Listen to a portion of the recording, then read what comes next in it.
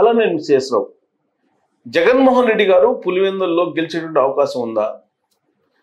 గతంలో మాదిరిగా ఆయన పులివెందుల్లో అసలు ప్రచారానికే వెళ్లకుండా గెలిచేటువంటి సిచ్యువేషన్స్ ఉన్నాయా అని అంటే, బీటెక్ రవి గారు చెప్తున్న దాని ప్రకారం పులివెందుల్లో వైఎస్ఆర్ కాంగ్రెస్ పార్టీ ఓడిపోయేటువంటి అవకాశం ఉంది, మళ్ళీ గెలిచేటువంటి అవకాశం లేదు. దీనికి కారణం జగన్మోహన్ రెడ్డి గారు చేసుకున్నటువంటి ఒక కార్యక్రమం అని చెప్తూ ఉన్నారు. పులివెందుల్లో వైఎస్ఆర్ కాంగ్రెస్ పార్టీ ఓడిపోతుంది అని అంటే అసలు ఎవరు నమ్మశక్యం కాదు, నమ్మరు కూడా. కడప జిల్లా మొత్తం మీద వైఎస్ఆర్ కాంగ్రెస్ పార్టీ బలంగా ఉంది అని చెప్తే నమ్ముతారు, కానీ బలహీనపడింది అని చెప్తే అంత ఈజీగా నమ్మరు. కానీ 2024 ఫలితాలను చూస్తే కనుక బలహీనపడుతూ వచ్చింది. తాజాగా జరిగినటువంటి పరిణామాలను చూస్తే కనుక కడప కార్పొరేషన్లో తెలుగుదేశం పార్టీ హవా, వీటన్నిటిని చూస్తే కనుక వైఎస్ఆర్ కాంగ్రెస్ పార్టీ కడప జిల్లాలో బలహీనపడింది. పులివెందుల్లో ఇవాళకి కూడా ఎంతో కొంత బలంగా ఉన్నప్పటికీ కూడా జిల్లా వ్యాప్తంగా చూసుకుంటే ఖచ్చితంగా వైఎస్ఆర్ కాంగ్రెస్ పార్టీ బలపడిందని చెప్పి ఖచ్చితంగా ఆ పరిణామాలను బేరీజ్ వేసుకుని చెప్పచ్చు. ఎందుకనంటే జగన్మోహన్ రెడ్డి గారు అధికారం కోల్పోయిన తర్వాత పులివెందులు వెళ్ళారు, కడప పర్యటనకు కూడా వెళ్ళారు. కడప పర్యటనకు వెళ్తే కడపలో పెద్దగా ఆయనకి ఆదరణ లభించలేదు. ఈవెన్ ఆయన సొంత నియోజకవర్గానికి వెళ్ళినప్పుడు అక్కడ ఉన్నటువంటి ప్రజలు కోడిగుడ్లు వేశారు, టమాటాలు విసిరారు. ప్లస్ ఆయన కార్యాలయంలో 2 సార్లు గందరగోళం జరిగి అక్కడ క్యాడరు తిరగబడినటువంటి సిచ్యువేషన్. అయితే ఆ తిరుగుబాటును వైఎస్ఆర్ కాంగ్రెస్ పార్టీ ఏం చెప్తోంది, కార్యకర్తలు పెద్ద ఎత్తున వచ్చారు, అది తోసుకున్నారు, అది తోపులాట మాత్రమే అని చెప్పి చెప్తుంది వైఎస్ఆర్ కాంగ్రెస్ పార్టీ. అయితే స్థానికంగా ఉండేటువంటి వాళ్ళు చెప్తున్నటువంటి మాట ఏంటి, కొంతమంది అక్కడ ఆల్రెడీ వైఎస్ రాజశేఖర రెడ్డి ఫ్యామిలీకి సంబంధించినటువంటి గ్రూపు, అవినాష్ రెడ్డి గారికి సంబంధించినటువంటి గ్రూపు మధ్య గ్యాప్ ఉంది. ఈ గ్యాప్ కారణంగానే అక్కడ వైఎస్ఆర్ కాంగ్రెస్ పార్టీ బలహీనపడింది అని చెప్పి చెప్తున్నారు.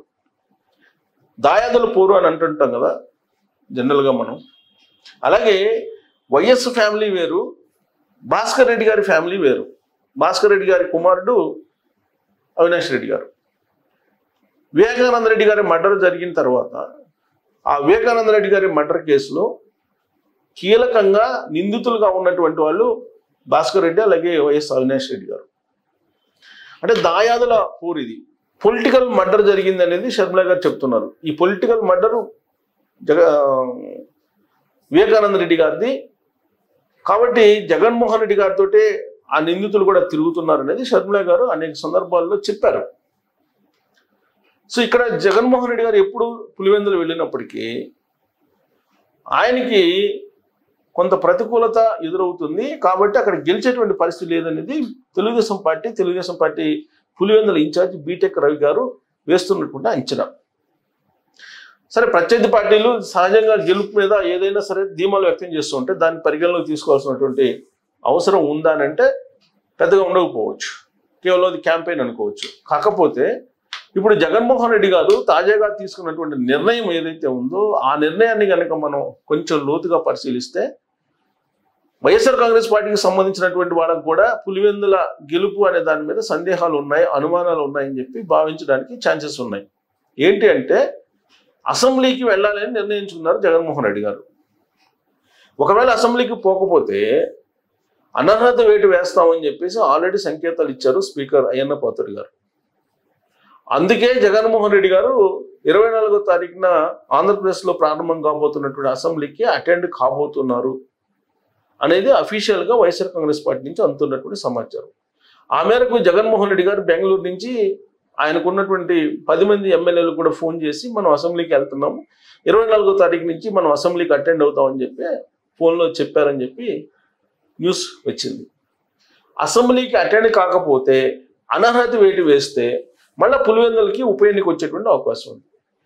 అప్పుడు ఏం జరుగుతుంది అనేది ఆయనకు ఉన్నటువంటి భయం, అందుకే ఆయన అసెంబ్లీకి అటెండ్ అవుతున్నారు అనేది ఇప్పుడు తెలుగుదేశం పార్టీ వాళ్ళు వినిపిస్తున్నటువంటి కొత్త స్లోగన్, కొత్త ప్రచారం.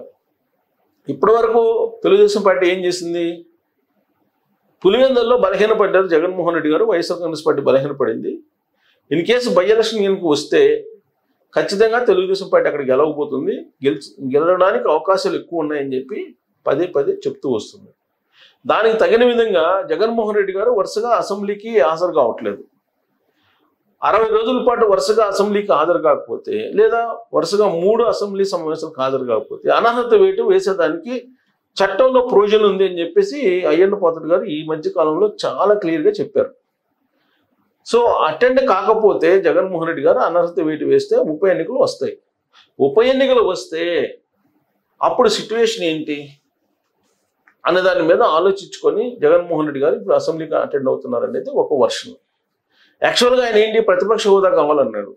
ప్రతిపక్ష హోదా ఇస్తేనే అసెంబ్లీకి అడుగు పెడతానని చెప్పేసి అన్నారు. కానీ ప్రతిపక్ష హోదా ఇవ్వడానికి చట్టం ఒప్పుకోవట్లేదు. చట్టం ప్రకారం ప్రతిపక్ష హోదా ఇచ్చేంత ఎమ్మెల్యేలు బలం ఆయనకి లేదు అని చెప్పి అయ్యన్న పాత్రుడు గారు చెప్తున్నారు. దాని మీద హైకోర్టు కేసు, హైకోర్టులో కేసు నడుస్తుంది, ఇవన్నీ ఉన్నాయి. అయితే ప్రతిపక్ష హోదా ఇవ్వనప్పటికీ కూడా అసెంబ్లీకి ఆయన అటెండ్ కావడానికి సిద్ధపడ్డారు అని అంటే పులివెందుల్లో గెలుపు మీద ఆయనకి సందేహం ఉంది అని చెప్పి ఇప్పుడు తెలుగుదేశం పార్టీ, కూటమి పార్టీలు భావిస్తూ ఉన్నాయి. ఇటీవల వరకు ఏమనుకున్నారు, జగన్మోహన్ రెడ్డి గారు అసెంబ్లీకి వెళ్ళలేదు, అసెంబ్లీకి వెళ్ళరు కూడా, ఆయన రాజీనామా చేస్తారు. ఏదో ఒక సందర్భంలో రాజీనామా చేసేసి ఆయన బై ఎలక్షన్కి వెళ్ళి తన బలం ఏందో మళ్ళీ ఇంకోసారి నిరూపించుకునే అవకాశం ఉంది. ఆయనతో పాటు ఉన్నటువంటి 10 మంది ఎమ్మెల్యేల చేత కూడా రిజైన్ చేపిస్తారు. రిజైన్ చేయించేసి ఆయన ఇప్పుడున్నటువంటి కూటమి ప్రభుత్వం మీద వ్యతిరేకత ఎంత ఉందో తెలియజేయటానికి ఒక వ్యూహాన్ని రచించుకున్నారని చెప్పేసి భావించారు. ఎందుకంటే గతంలో కూడా మీరు గుర్తు చేసుకుంటే కిరణ్ కుమార్ రెడ్డి గారు ముఖ్యమంత్రిగా ఉన్నప్పుడు కాంగ్రెస్ పార్టీ నుంచి వైఎస్ఆర్ కాంగ్రెస్ పార్టీకి వచ్చినటువంటి వాళ్ళతోటి రాజీనామా చేయించేసి బై ఎలక్షన్లు వస్తే ఆ బై ఎలక్షన్ల ద్వారా జగన్మోహన్ రెడ్డి గారికి ప్రజాక్షేత్రంలో బలం ఉంది అని చెప్పి నిరూపించుకున్నారు. ఆ రిజల్ట్ ద్వారా అప్పుడు కాంగ్రెస్ పార్టీ కేవలం 1-2 గెలుచుకుంది. మిగతా అన్ని 28కో ఏమో జరిగితే 26 ఏమో మొత్తం ఈయనే గెలుచుకున్నారు. ఎక్కువ ఆ సంఖ్య కరెక్ట్గా టెంటేటివ్గా నాకు కరెక్ట్గా గుర్తులేదు. బట్ మెజారిటీ 1-2 తప్ప కాంగ్రెస్ పార్టీ, మిగతా అన్ని కూడా వైఎస్ఆర్ కాంగ్రెస్ పార్టీ గెలుచుకుంది. ఆ రోజు నుంచే జగన్మోహన్ రెడ్డి గారికి ప్రజాక్షేత్రంలో బలం ఉందని చెప్పేసి మెసేజ్ వెళ్ళింది. సేమ్ అలాంటి స్ట్రాటజీనే పులివెందుల విషయంలో కూడా, లేదా ఇప్పుడు ఉన్నటువంటి 11 మంది ఎమ్మెల్యేల విషయంలో కూడా ప్రయోగిస్తారని చెప్పి అనుకున్నారు. సంవత్సరం అవుతుంది.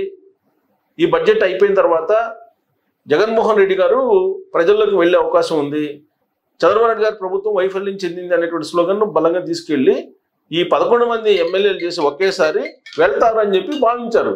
కానీ దానికి భిన్నంగా ఆయన వ్యవహరించి ఇప్పుడు అసెంబ్లీకి అటెండ్ అవుతున్నారని అంటే పులివెందుల్లో కూడా ఆయనకి సందేహం ఉంది అని చెప్పి ఇప్పుడు ఒక బలమైనటువంటి మెసేజ్ని తెలుగుదేశం పార్టీ తీసుకెళ్తుంది. మరి దీంట్లో ఎంతవరకు నిజం ఉంది? పులివెందుల్లో కూడా వైఎస్ఆర్ కాంగ్రెస్ పార్టీ గెలిచే అవకాశం లేనందువల్లే అసెంబ్లీకి ఆయన అటెండ్ అవుతున్నాడా, ఎందుకు ఆయన మనసు మార్చుకొని అసెంబ్లీకి అటెండ్ అవుతున్నారు దాని మీద మీ అభిప్రాయం తెలియజేయచ్చు. Thank you very much.